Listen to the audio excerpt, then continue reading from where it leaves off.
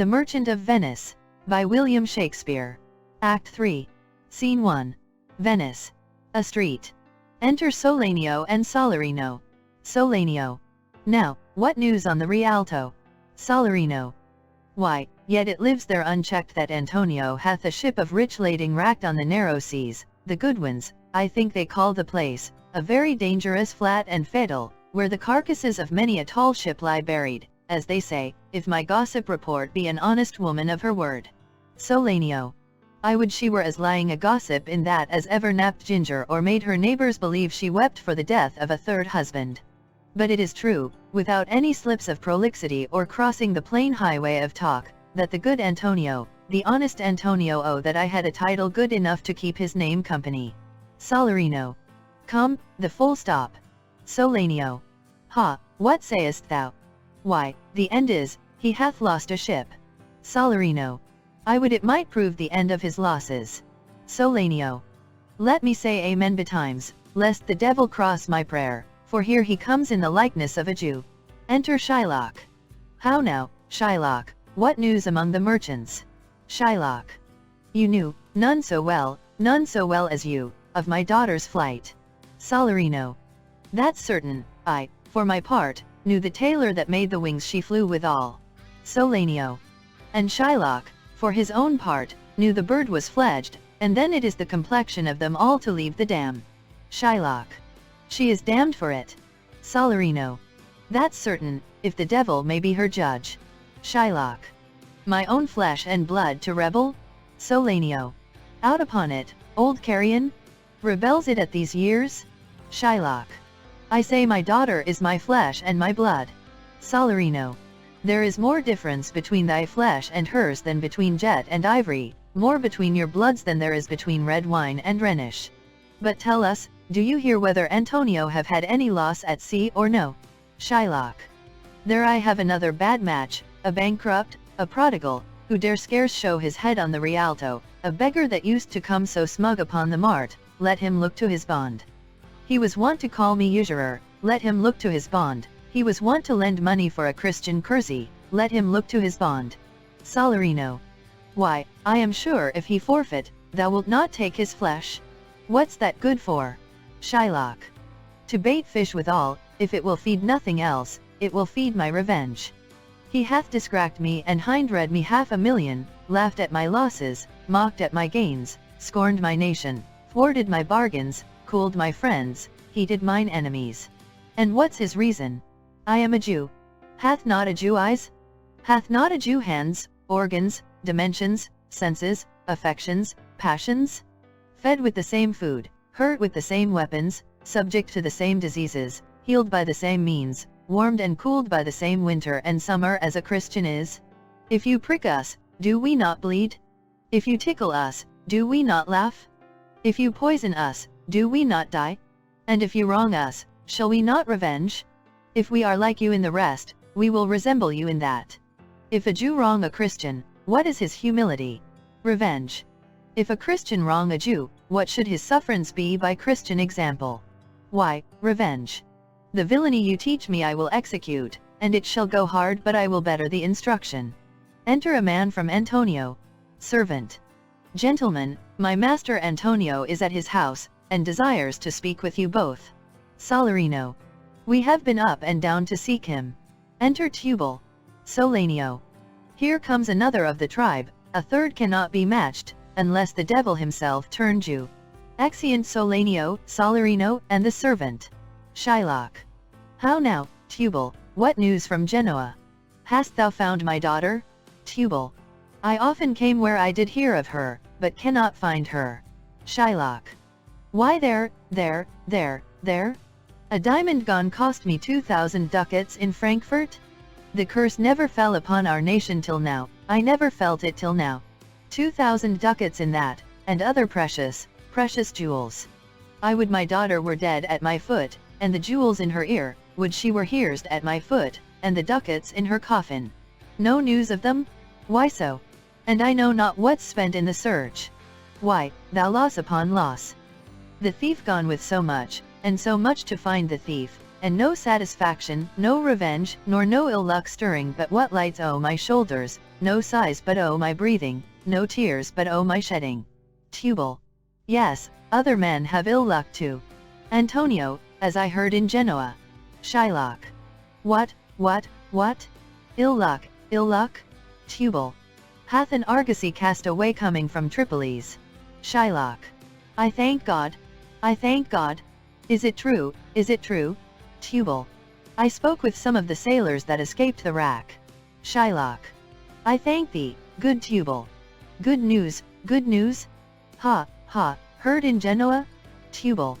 Your daughter spent in Genoa, as I heard, one night, 80 ducats. Shylock. Thou stickest a dagger in me. I shall never see my gold again. 80 ducats at a sitting? 80 ducats? Tubal. There came divers of Antonio's creditors in my company to Venice that swear he cannot choose but break. Shylock. I am very glad of it. I'll plague him, I'll torture him. I am glad of it. Tubal. One of them showed me a ring that he had of your daughter for a monkey. Shylock. Out upon her? Thou torturest me, Tubal. It was my turquoise, I had it of Leah when I was a bachelor. I would not have given it for a wilderness of monkeys. Tubal. But Antonio is certainly undone. Shylock. Nay, that's true, that's very true. Go, Tubal, fee me an officer, bespeak him a fortnight before. I will have the heart of him if he forfeit, for were he out of Venice I can make what merchandise I will. Go, Tubal, and meet me at our synagogue. Go, good Tubal, at our synagogue, Tubal. Exeunt. Scene 2. Belmont. A room in Portia's house. Enter Bassanio, Portia, Gratiano, Nerissa, and all their trains. Portia. I pray you tarry, pause a day or two, before you hazard, for in choosing wrong, I lose your company, therefore forbear a while. There's something tells me, but it is not love. I would not lose you, and you know yourself. Hate counsels not in such a quality. But lest you should not understand me well, and yet a maiden hath no tongue but thought, I would detain you here some month or two, before you venture for me. I could teach you how to choose right, but then I am forsworn. So will I never be. So may you miss me. But if you do, you'll make me wish a sin, that I had been forsworn. Be sure your eyes, they have o'erlooked me and divided me. One half of me is yours, the other half yours. Mine own, I would say, but if mine, then yours. And so all yours. Oh, these naughty times. Puts bars between the owners and their rights? And so though yours, not yours. Prove it so. Let fortune go to hell for it, not I. I speak too long, but 'tis to peace the time, to esh it, and to draw it out in length, to stay you from election. Bassanio. Let me choose, for as I am, I live upon the rack. Portia. Upon the rack, Bassanio? Then confess, what treason there is mingled with your love. Bassanio. None but that ugly treason of mistrust, which makes me fear enjoying of my love. There may as well be amity and life, 'tween snow and fire as treason and my love. Portia. Ay, but I fear you speak upon the rack, where men enforced do speak anything. Bassanio. Promise me life, and I'll confess the truth. Portia. Well then, confess and live. Bassanio. Confess and love, had been the very sum of my confession. O happy torment, when my torturer doth teach me answers for deliverance. But let me to my fortune and the caskets. Portia. Away, then? I am locked in one of them. If you do love me, you will find me out. Nerissa and the rest, stand all aloof. Let music sound while he doth make his choice. Then if he lose he makes a swan-like end, fading in music. That the comparison may stand more proper, my eye shall be the stream, and what deathbed for him. He may win. And what is music then? Then music is, even as the flourish when true subjects bow, to a new crowned monarch. Such it is, as are those dulcet sounds in break of day, that creep into the dreaming bridegroom's ear, and summon him to marriage. Now he goes, with no less presence, but with much more love, than young Alcides when he did redeem the virgin tribute paid by howling Troy. To the sea monster, I stand for sacrifice, the rest aloof are the Dardanian wives, with bleared visages come forth to view the issue of exploit. Go, Hercules? Live thou, I live. With much more dismay. I view the fight than thou that makest the fray. A song, whilst Bassanio comments on the caskets to himself. Tell me where is fancy bred? Or in the heart or in the head? How begot, how nourished? Reply, reply. It is engendered in the eyes. With gazing fed, and fancy dies. In the cradle where it lies. Let us all ring fancy's knell. I'll begin it ding, dong, bell. All. Ding, dong, bell. Bassanio. So may the outward shows be least themselves. The world is still deceived with ornament. In law, what please so tainted and corrupt, but, being seasoned with a gracious voice, obscures the show of evil? In religion, what damned error but some sober brow, will bless it, and approve it with a text, hiding the grossness with fair ornament? There is no vice so simple but assumes some mark of virtue on his outward parts.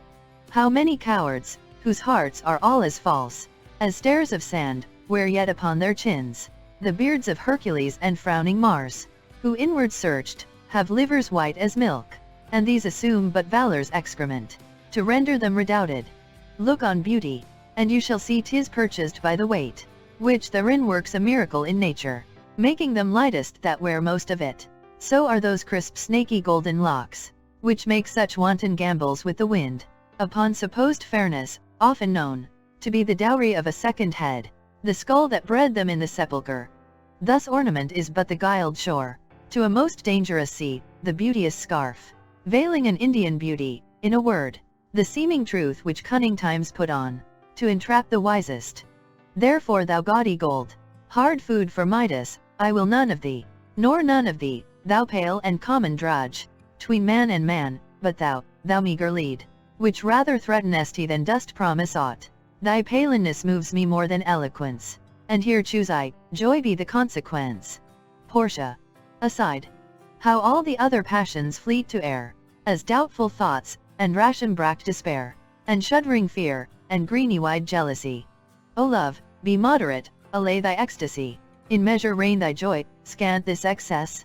I feel too much thy blessing, make it less, for fear I surfeit. Bassanio. What find I here? Opening the leaden casket, fair Portia's counterfeit? What demigod hath come so near creation? Move these eyes? Or whether, riding on the balls of mine, seem they in motion? Here are severed lips, parted with sugar breath, so sweet a bar, should sunder such sweet friends. Here in her hairs, the painter plays the spider, and hath woven a golden mesh to entrap the hearts of men, faster than gnats in cobwebs. But her eyes, how could he see to do them? Having made one, methinks it should have power to steal both his, and leave itself unfurnished. Yet look how far the substance of my praise doth wrong this shadow, in underprising it, so far this shadow doth limp behind the substance. Here's the scroll, the continent and summary of my fortune. You that choose not by the view, chance as fair and choose as true. Since this fortune falls to you, be content and seek no new. If you be well pleased with this, and hold your fortune for your bliss, turn to where your lady is, and claim her with a loving kiss. A gentle scroll. Fair lady, by your leave, kissing her, I come by note to give and to receive. Like one of two contending in a prize, that thinks he hath done well in people's eyes, hearing applause and universal shout, giddy in spirit, still gazing in a doubt, whether those peals of praise be his or no. So, thrice fair lady, stand I even so, as doubtful whether what I see be true, until confirmed, signed, ratified by you. Portia. You see me, Lord Bassanio, where I stand, such as I am, though for myself alone, I would not be ambitious in my wish, to wish myself much better, yet for you, I would be trebled 20 times myself, 1,000 times more fair, 10,000 times more rich, that only to stand high in your account, I might in virtues, beauties, livings, friends, exceed account. But the full sum of me, is sum of something, which, to term in gross, is an unlessoned girl, unschooled, unpractised. Happy in this, she is not yet so old, but she may learn, happier than this. She is not bred so dull but she can learn. Happiest of all, is that her gentle spirit commits itself to yours to be directed, as from her lord, her governor, her king. Myself, and what is mine, to you and yours, is now converted. But now I was the lord of this fair mansion, master of my servants, queen o'er myself, and even now, but now, this house, these servants, and this same myself, are yours, my lords. I give them with this ring, which when you part from, lose, or give away, let it presage the ruin of your love, and be my vantage to exclaim on you. Bassanio. Madam, you have bereft me of all words. Only my blood speaks to you in my veins, and there is such confusion in my powers, as after some oration fairly spoke, by a beloved prince, there doth appear, among the buzzing pleased multitude, where every something being blent together, turns to a wild of nothing, save of joy, expressed and not expressed. But when this ring parts from this finger, then parts life from hence. Oh, then be bold to say Bassanio's dead. Nerissa. My lord and lady, it is now our time, that have stood by and seen our wishes prosper, to cry, good joy, my lord and lady. Gratiano. My lord Bassanio, and my gentle lady, I wish you all the joy that you can wish, for I am sure you can wish none from me. And when your honors mean to solemnize the bargain of your faith, I do beseech you, even at that time I may be married to Bassanio. With all my heart, so thou canst get a wife. Gratiano. I thank your lordship, you have got me one. My eyes, my lord, can look as swift as yours. You saw the mistress, I beheld the maid. You loved, I loved, for intermission. No more pertains to me, my lord, than you. Your fortune stood upon the caskets there, and so did mine too, as the matter falls. For wooing here until I sweat again, and swearing till my very roof was dry, with oaths of love, at last, if promise last, I got a promise of this fair one here, to have her love, provided that your fortune achieved her mistress. Portia. Is this true, Nerissa? Nerissa. Madam, it is, so you stand pleased withal. Bassanio. And do you, Gratiano, mean good faith? Gratiano. Yes, faith, my lord. Bassanio. Our feast shall be much honored in your marriage. Gratiano. We'll play with them the first boy for 1,000 ducats. Nerissa. What? And stake down? Gratiano. No, we shall ne'er win at that sport and stake down. But who comes here? Lorenzo and his infidel? What, and my old Venetian friend, Salerio? Enter Lorenzo, Jessica, and Salerio. Bassanio. Lorenzo and Salerio, welcome hither, if that the youth of my new interest here have power to bid you welcome. By your leave, I bid my very friends and countrymen, sweet Portia, welcome. Portia. So do I, my lord. They are entirely welcome. Lorenzo. I thank your honor. For my part, my lord, my purpose was not to have seen you here, but meeting with Salerio by the way, he did entreat me, past all saying nay, to come with him along. Salerio. I did, my lord, and I have reason for it. Signor Antonio commends him to you.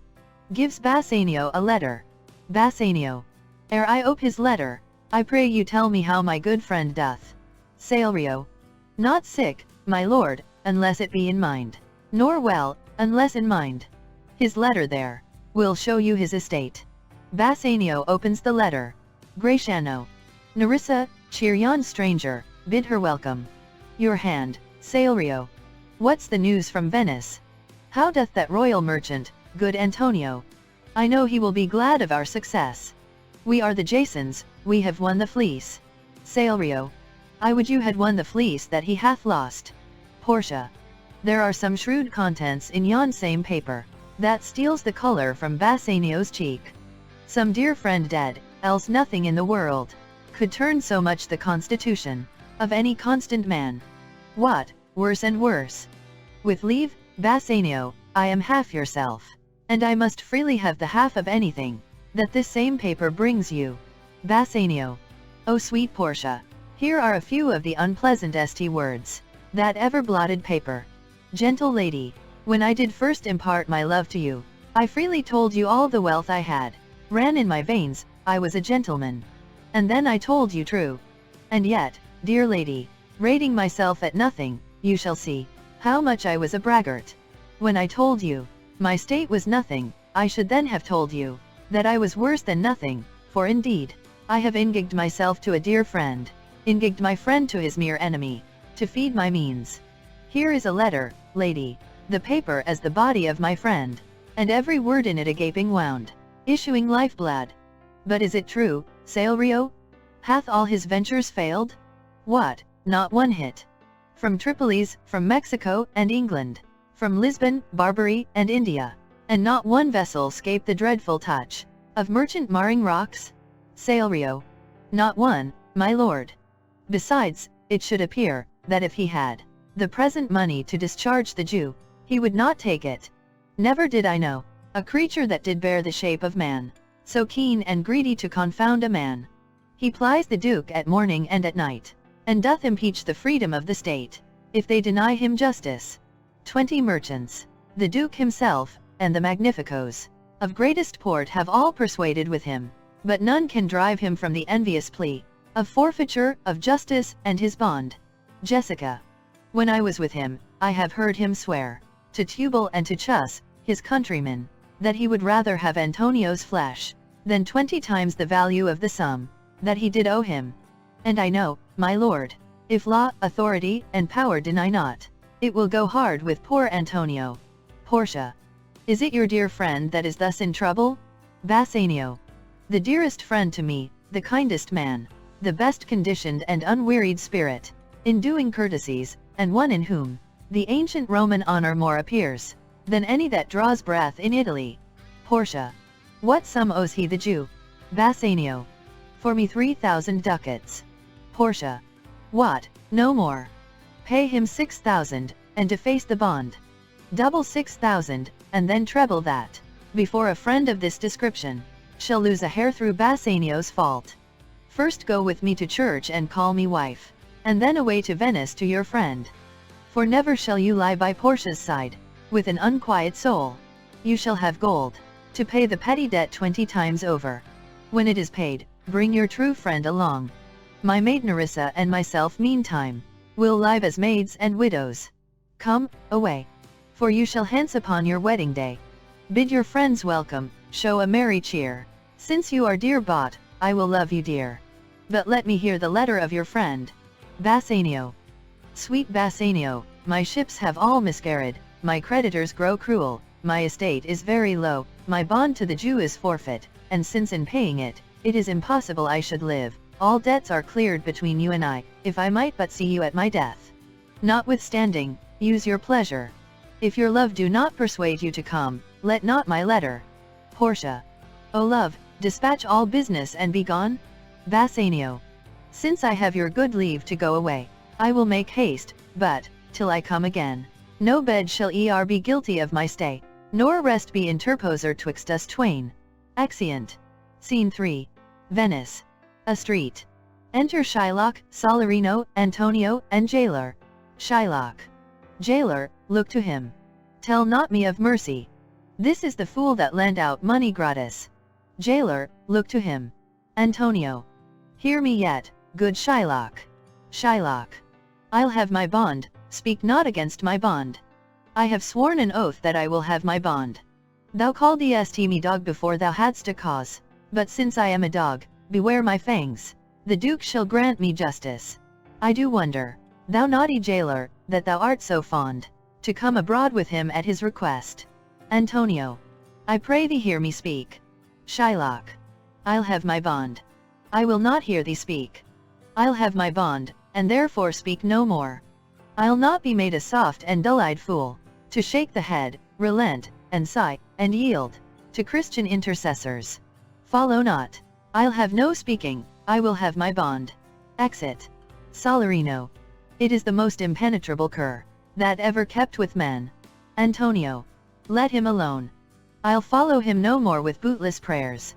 He seeks my life, his reason well I know, I oft delivered from his forfeitures, many that have at times made moan to me. Therefore he hates me. Salarino. I am sure the Duke will never grant this forfeiture to hold. Antonio. The Duke cannot deny the course of law, for the commodity that strangers have with us in Venice, if it be denied, 'twill much impeach the justice of the state, since that the trade and profit of the city consisteth of all nations. Therefore, go. These griefs and losses have so baited me, that I shall hardly spare a pound of flesh, tomorrow to my bloody creditor. Well, jailer, on, pray God Bassanio come, to see me pay his debt, and then I care not. Exeunt. Scene 4. Belmont. A room in Portia's house. Enter Portia, Nerissa, Lorenzo, Jessica, and Balthazar. Lorenzo. Madam, although I speak it in your presence, you have a noble and a true conceit, of godlike amity, which appears most strongly, in bearing thus the absence of your lord. But if you knew to whom you show this honor, how true a gentleman you send relief, how dear a lover of my lord your husband, I know you would be prouder of the work, than customary bounty can enforce you. Portia. I never did repent for doing good, nor shall not now, for in companions, that do converse and waste the time together, whose souls do bear an equal yoke of love, there must be needs a like proportion, of lineaments, of manners, and of spirit, which makes me think that this Antonio, being the bosom lover of my lord, must needs be like my lord.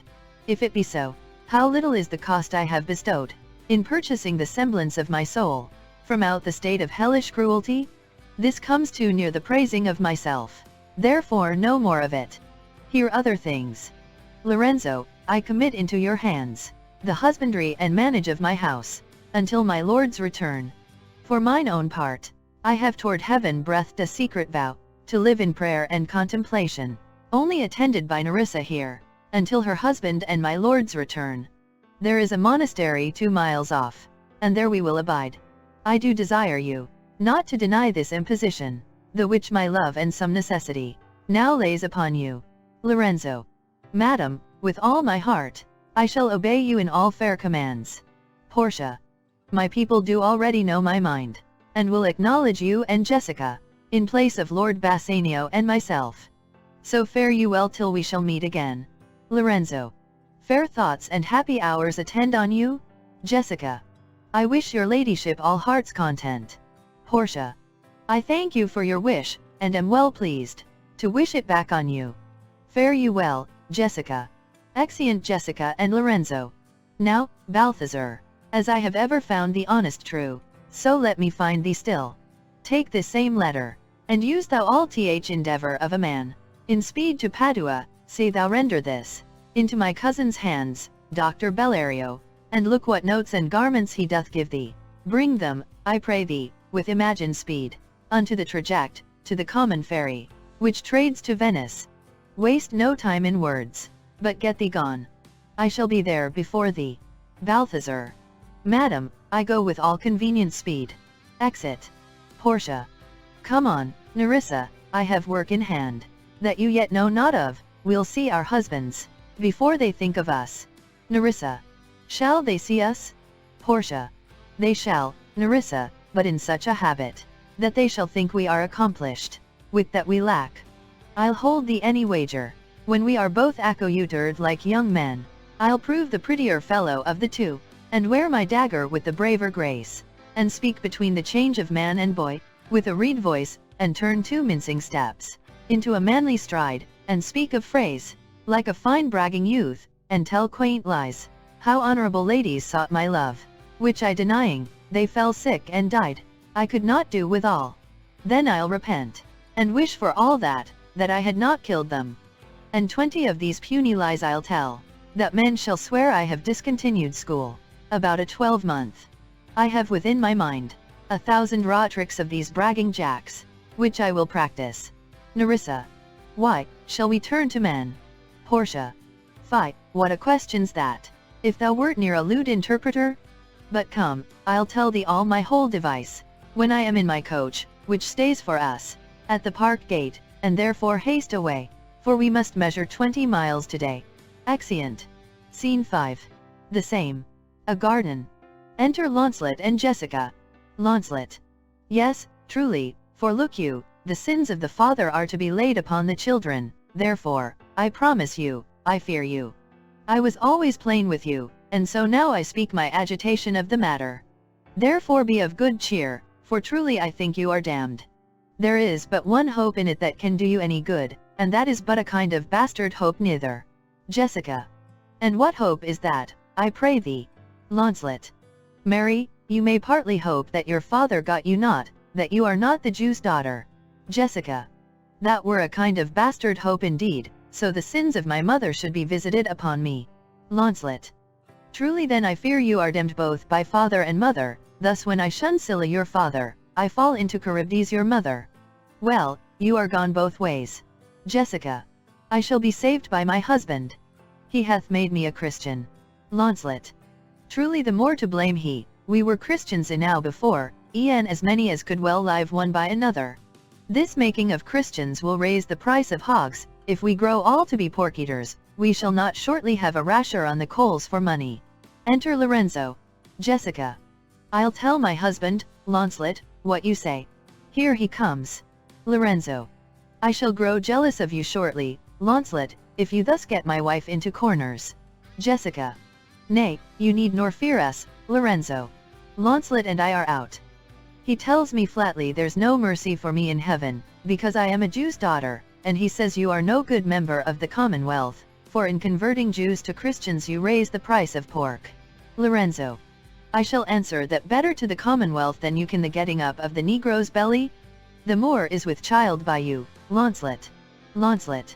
It is much that the Moor should be more than reason, but if she be less than an honest woman, she is indeed more than I took her for. Lorenzo. How every fool can play upon the word? I think the best grace of wit will shortly turn into silence, and discourse grow commendable in none only but parrots. Go in, sirrah, bid them prepare for dinner. Launcelot. That is done, sir, they have all stomachs. Lorenzo. Goodly lord, what a wit-snapper are you? Then bid them prepare dinner. Launcelot. That is done too, sir, only cover is the word. Lorenzo. Will you cover, then, sir? Launcelot. Not so, sir, neither. I know my duty. Lorenzo. Yet more quarrelling with occasion. Wilt thou show the whole wealth of thy wit in an instant? I pray thee understand a plain man in his plain meaning, go to thy fellows, bid them cover the table, serve in the meat, and we will come into dinner. Launcelot. For the table, sir, it shall be served in, for the meat, sir, it shall be covered, for your coming into dinner, sir, why, let it be as humours and conceits shall govern. Exit. Lorenzo. O dear discretion, how his words are suited. The fool hath planted in his memory an army of good words, and I do know a many fools that stand in better place, garnished like him, that for a tricksy word defy the matter. How cheerest thou, Jessica? And now, good sweet, say thy opinion.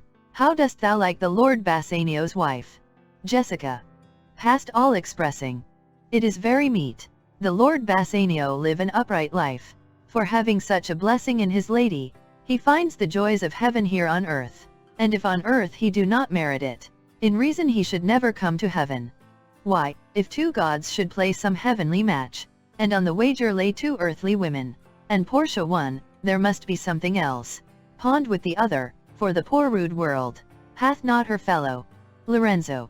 Even such a husband hast thou of me as she is for a wife. Jessica. Nay, but ask my opinion too of that. Lorenzo. I will anon.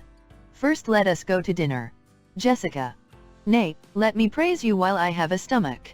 Lorenzo. No pray thee, let it serve for table talk. Then howsoever thou speakest, mong other things, I shall digest it. Jessica. Well, I'll set you forth. Exeunt.